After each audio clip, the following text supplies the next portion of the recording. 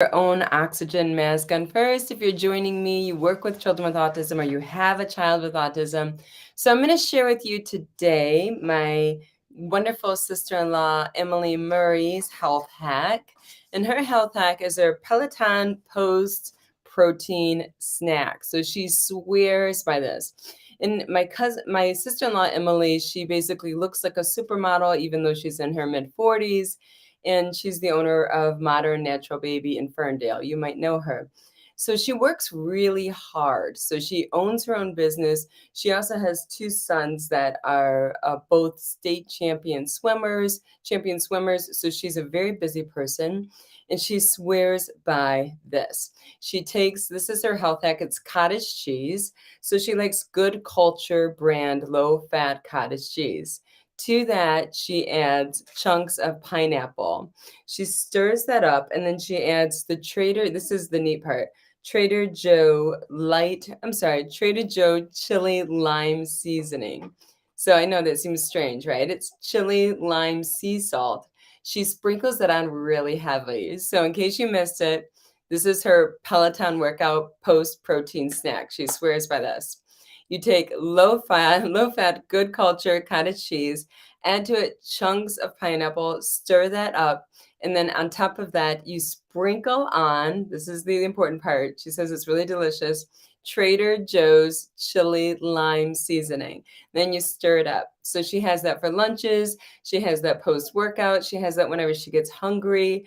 And like I said, she has a six-pack, she's in her mid-40s, she looks amazing. So okay, let's give it a try. Why not? She swears by this. Okay, let's get into today's lesson. Challenge creates change. This is a very, very important one because children with autism do not learn language like their neurotypical peers. They learn language in long chunks of language. Longer is better than shorter, and that's because it gives them the gift of time to auditorily process that language. So we're going to talk about how we play the long game when it comes to children with autism. We shouldn't start at the sound level and then move to the word level and then the phrase level and then the sentence level. The research is very, very clear that children with autism learn language best when it's presented in longer utterances, longer sentences. I would even say go for the paragraph as soon as you can. So let's dive in. This is lesson 27. The private therapist approach seemed to make sense.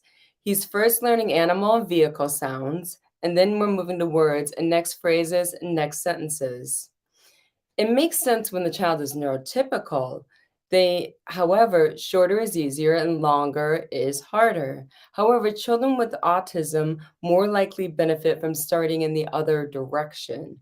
Children with autism tend to be Gestalt language learners. They memorize long chunks of language, often expressing them prior to comprehending what they mean. Comprehension and shortening of this language happens over time and is a result of meaningful experiences. Thus, language development is shaped over time by others' feedback. Importantly, children with autism often have difficulty with animal sounds. Animal sounds are largely composed of the shortest sounds in our language, and therefore they're difficult for them to perceive. If we're looking to improve both comprehension and expression, we want to capitalize on both the memorization skills and the hyperlexia, their ability to read, posed by many children with autism. To capitalize on children with autism's neurodivergent manner of processing language, take the long game. Start with both sounds and sentences that are longer. Even better, surpass the sentences and do what I do, move to the paragraph level as soon as possible. Okay, the complex treatment paragraphs I have effectively used are available in my SIS membership and in my book, the Speech Sound Disorders book.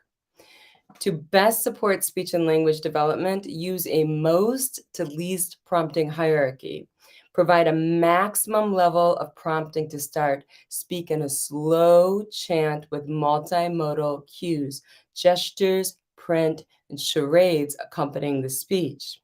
Then the very first thing we're going to do is fade out the speaking prompts as soon as possible. However, don't drop the baby. Remember the 80% rule at all times, which is to provide that just right amount of support to ensure the child is maintaining an 80% accuracy level. The amount of prompting that you provide will be dependent on a moment-to-moment interaction. In the beginning, keep your carrier phrases the same to capitalize on their memorization strengths. This allows the child agency in taking on the role of the teacher. Pull back the support where you can and add support where needed.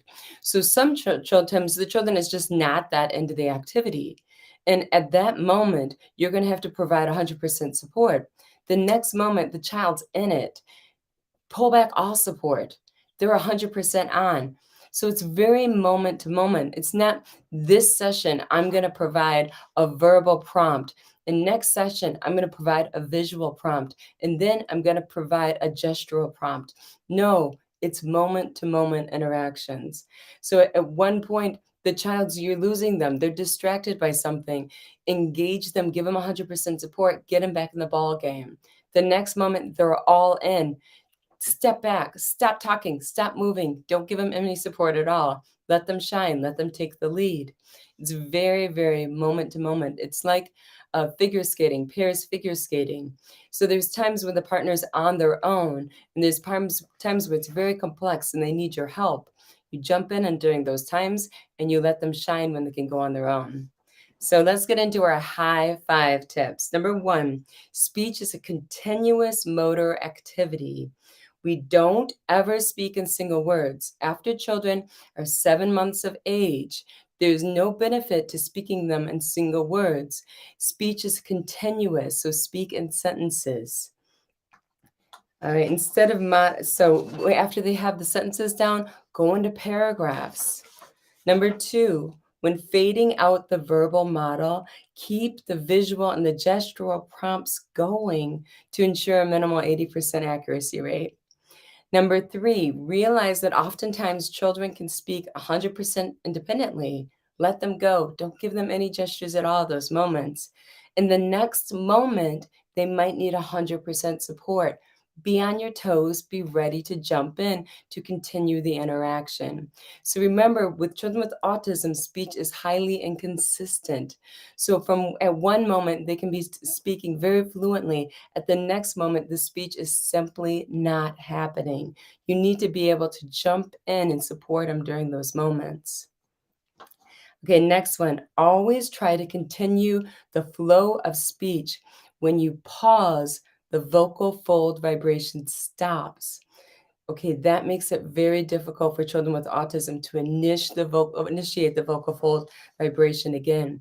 I compare it to stringing popcorn on a Christmas tree and keeping that vocal fold vibration going. So it'd be like, can you say it?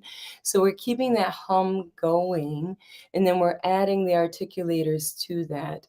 Because as we mentioned last time, it's very difficult for children with autism to coordinate the mouth with the vocal folds.